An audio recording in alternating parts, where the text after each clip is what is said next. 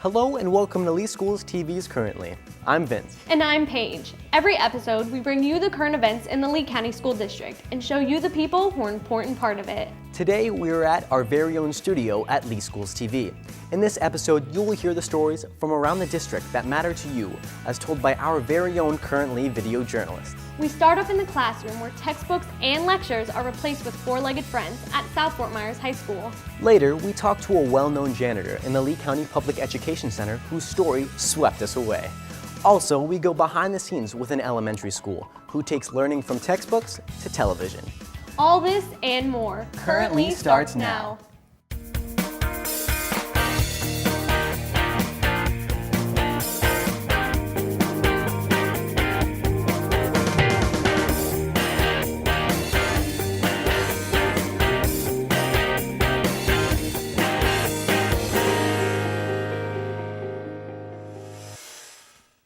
While class pets can be found all around school, cats, chickens, and even cows are not usual sights when walking into a classroom. Learning about how to properly care for these animals while also learning about their unique anatomies is the goal of this academy at South Fort Myers High School.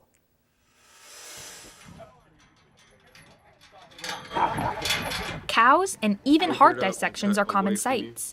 It's all a part of the veterinarian program here at South Fort Myers High School. Sometimes when we walk into class, there'll be these chickens, and other times there'll be like great huge dogs that greet us at the door whenever we walk into class. It makes the learning content that much more easier and that much more enjoyable. Cute cow. The veterinarian course at South covers everything from the care of domestic animals to the anatomy of a horse. The program is the first of its kind in all of Florida and gives students the experience needed for real-life jobs in the field.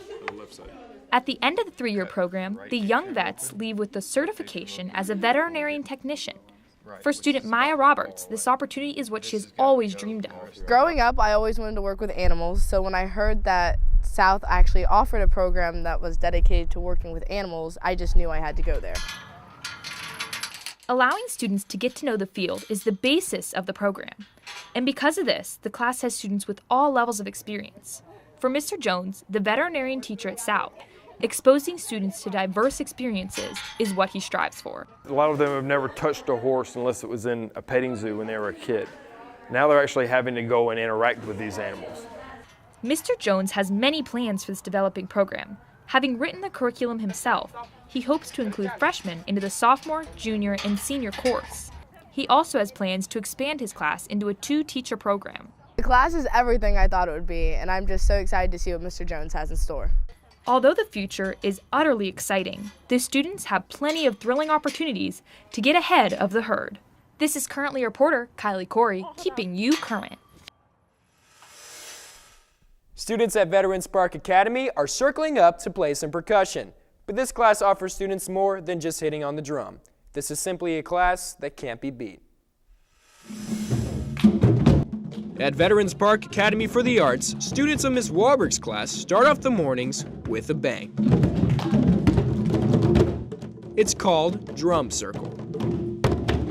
And after 20 years here at Veterans Park, these elementary students are still learning the rhythms and performing in front of the school and other venues. I like performing at the retirement homes. It makes them feel good to have people there. Students circle up every Wednesday to follow the beats of Ms. Warburg, who teaches them new rhythms and dynamics every week. Kids will play anything you ask them to, and they just love it. I don't think there's a child in this school who doesn't like to tap on things. So if you just create a little space for them to explore, I think they enjoy it. No matter what grade it is, they love playing drums. Freddie, a student of Ms. Wahlberg, agrees that the challenge that comes with taking on a higher tempo can be an exciting thing to do. I like a challenge in Drum Circle because there's 2 parts to SpongeBob, and I like to try both challenges at the same time, so make it really sound awesome. From the congas to the hand drums, students learn new rhythms and music, but they also learn a new rhythm in their overall lifestyle. Self-esteem is a big one. A lot of these kids that were here today are very quiet. They don't say a lot, but for them to stand up in front of the whole student body and play, it's really exciting. People look up to them, but I think it just builds how they feel about themselves. Drum Circle will be able to continue the tradition that makes students follow the correct measures to a happy life. This is currently reporter Dylan Daladonis, keeping you current. There are nearly 200 million people in the world with intellectual disabilities. In Lee County, the Special Olympic tennis players are working hard every week to improve their skills, meet new friends, and most importantly, have fun. It's Tuesday night at Ruttenberg Park, and the sound of tennis rackets fills the air. These tennis players are preparing for their big event, the Special Olympics. Yeah, I love tennis because it is for fun. The Special Olympics provides year-round training and competitions that couldn't be done without the hard work of the volunteers and the enthusiasm from the players. They're all different and unique in kind of special ways. The ESC director for the Lee County School District, Mike Burston, agrees that programs like the Special Olympics can help students in many areas, including school. There you go. Oh, nice try. It probably helps to just build character, build a bit of a competitive spirit, feel like students with disabilities are participating. Special Olympic tennis encourages everybody, no matter their skill level. So whether they improve their skills or just talk to friends, it's a serve in the right direction. There you go! Jenny Vogelback is always the loudest one on the courts, cheering on everybody. It's okay, nice hustle. Even for the smallest things. Nice hustle. When she is around, tennis is always a ball. You guys did awesome tonight. It's a great learning opportunity, but more importantly, it's a great social experience. More so for me than for them. And nobody would deny that the volunteers benefit just as much as the actual players. That's what I'm talking about. Well, for the volunteers, I think it makes us all much better people. Kimby Hegwood is a 12-year volunteer and parent in the program. The change that she has seen in her son has made all the difference. Oh, he's grown so much. He was so quiet and everything when he first began to play, and now he's just like he's in charge. This is Grant, Kimby's son, just after a match against his best friend David. To him, the win feels more like gold rather than just practice. No, I do not. You're too excited about winning? Yes. This is currently reporter Nicola Crouch, keeping you current. Positive attitude in the workplace can affect every student, colleague, or supervisor. Here at the Lee County Public Education Center, one special custodian changes everyone's day with just a wave and a smile. Those smiling faces there, That was a good joke. they're because of one man. I come back and wipe it down later. Let's get the trash right now. Preston Clay is a custodian at the Lee County Public Education Center. He's been here since 2008 and never passes up the opportunity to shake a new hand and make someone smile. My name's Preston. I'm gonna be first one to stick out my hand to you. That's what I be doing. That's what I do all my life, you know. I'm gonna greet you before you want to greet me. Preston's an ordinary man, traveling to and from the district building every day, working his 8-hour shifts. With that said, his outlook on attitude in the workplace is unlike any other. Good night. It affects everybody. I mean, if you keep a good attitude, and it's people around you got a good attitude. An average workday for Preston Clay consists of a number of tasks. From emptying the trash can in your cubicle to maintaining the restrooms. Preston never loses that iconic smile. We do your work, I do my work, and make a day of it, or a night. Yeah. Today, Preston Clay works hard cleaning and making new friends, like Hernan Valencia, along the way. Preston is an excellent employee, a very good friend, and we make a great team here in the Public Education Center. And that muy bien amigo will always be there to give you a cheerful pep talk on that yawn-inducing struggle of a day. Let's go to work, you know, and stuff like that. You know, you got to keep people with the right attitude, like, you know, hey, it'll be all right, let's go, let's, you know. This is Currently reporter Vince Marcucci, keeping you current. You know, we have a good time, though. We got it, you know. Yeah. That's all you can say. Yeah.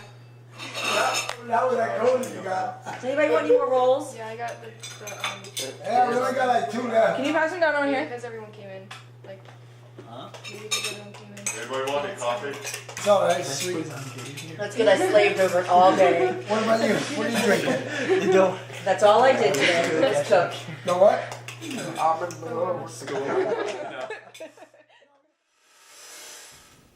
Centuries ago, swordsmen fought for military purposes, oftentimes resulting in death.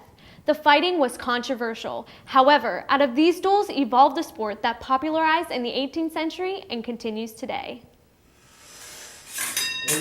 The sounds of swords crossing fill the hallways of Cypress Lake High School. Chris Benton, one of the proud students behind the mask, knows that the activities taking place here are one of a kind. It's pretty awesome because no other school really offers this kind of thing, and it's like, yeah, we got something special here. Within the walls of this school, there's a unique club that allows students to stay fit and express themselves. The fencing program at Cypress started 5 years ago and is turning childhood fantasies into reality with the help of Miss Carden. That's the line. A lot of kids grow up wanting to play pirates and sword fighting, and now they're really learning the logistics of it and how it's not just play and pretend. Modern fencing uses this lightweight sword called an épée.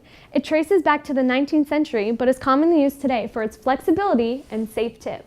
Mr. Rafael Gomez, one of the sponsors of the club, has been fencing for 15 years. He was overjoyed to not only start the program at Cypress, but also coach his favorite sport. Yeah, and let's do it right there in the back. So fencing is a great sport not only for me, but that's also for the kids. This is a win-win situation. While some people might be on the fence about joining such an unusual sport, Cypress Lake High School knows that what they have is pointing them in the right direction. This is Currently reporter Paige Renhart, keeping you current. There has been a ripple in the way Fort Myers Middle keeps their students focused on college. A special grant has offered students the chance to choose what artistic or athletic skills they would like to explore. The school has been able to enhance its learning environment and stand out from the rest. Engaging programs exist all around the Lee County School District. Fort Myers Middle hasn't been left behind and involves students in a way that is not seen very often. Mrs. Rothenberg is the coordinator for the Enrichment Clusters. To learn about things that they're interested in, and it helps them, just overall in school because they're learning new vocabulary, they're working with different kids and different teachers, and the kids love it, and even at this point, I think our teachers love it too. Enrichment clusters are classes that explore student-specific interests and provide an academic setting to enhance their educational experience. For Olaf Redis, his sewing enrichment cluster has taught him the skills he needs to achieve his goal. That has motivated for me that I would like, when I grow up, to knit more to help more people that are in need of something like blankets or teddy bears or anything. And for some others, like those in the fashion design enrichment cluster, it gives them a teacher to break up the ordinary school activities. She was awesome and she was very fashionable, and that's what inspired me most. The choices for enrichment clusters are plentiful. They include butterfly gardening, sports health, steel drums, upcycling, and urban gardening. Students can choose any one that they would like and take them as a 7 or 8 week long course alongside their classes. We have squash and pumpkin seeds, and we also... The Enrichment Cluster Grant has allowed for years of diverse learning, and the school hopes it will be able to continue to use that program for many years to come. This is Eric Martinez, keeping you current.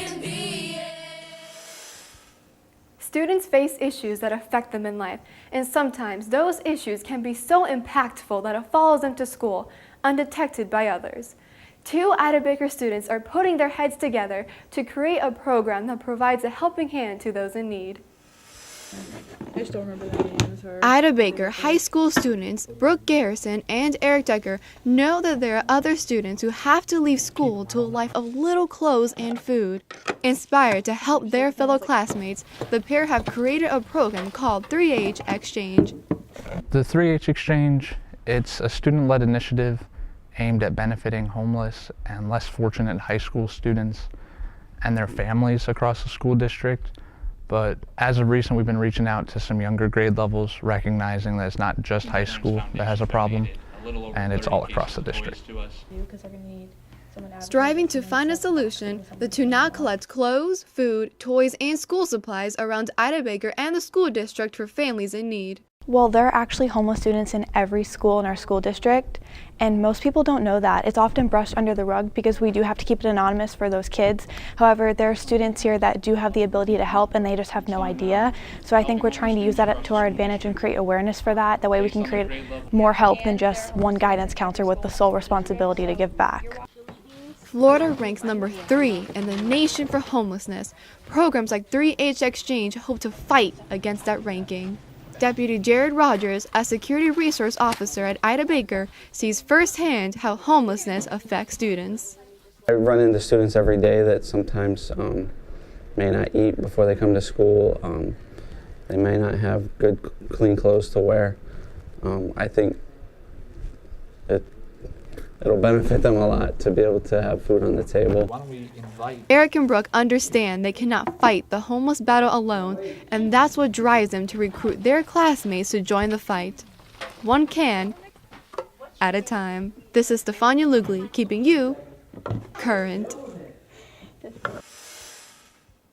Every day, people turn on their televisions to find out the important information happening in their area. Students in Lee County are now getting even earlier opportunities to spread the word in their schools. A program at Manatee Elementary is bringing new kids into the art of information. As kids rush off the buses to their classes, the TV studio is bustling with action as the Manatee news crew is getting ready to go live in front of the whole school. These aspiring 5th graders get some new experiences and challenges that they are not used to. Have a fantastic Friday. They're experiencing a lot of real-world things because of the news program.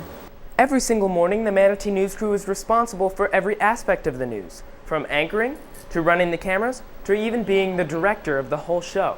It was just kind of exciting that we had new technology to start using, so we could use the green screen and put stuff behind the kids like a real news show. Every single day, the Manatee news crew produces a live, 15-minute news show for their classmates featuring segments like weather, announcements, and the most important segment in any school newscast, the lunch menu.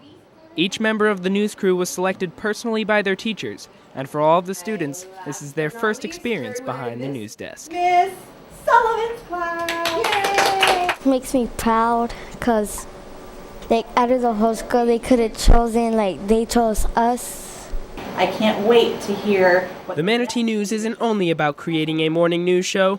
Responsibility, confidence, leadership, and teamwork are all qualities that will last them a lifetime. I have a lot of confidence that I'm going to do it right since I have so much experience. This is currently reporter Palmer Hafner, keeping you current. Thank you for watching this episode of Currently. We would like to thank all of our schools for their cooperation in the production of our show. If you have any comments, questions, or would like your story featured, send us an email at news@leeschools.net. That's news@leeschools.net. Also, be sure to follow us on Twitter at Lee Schools TV. And remember, it's always a great day in the Lee County School District. Lee Schools TV. Your district, your story.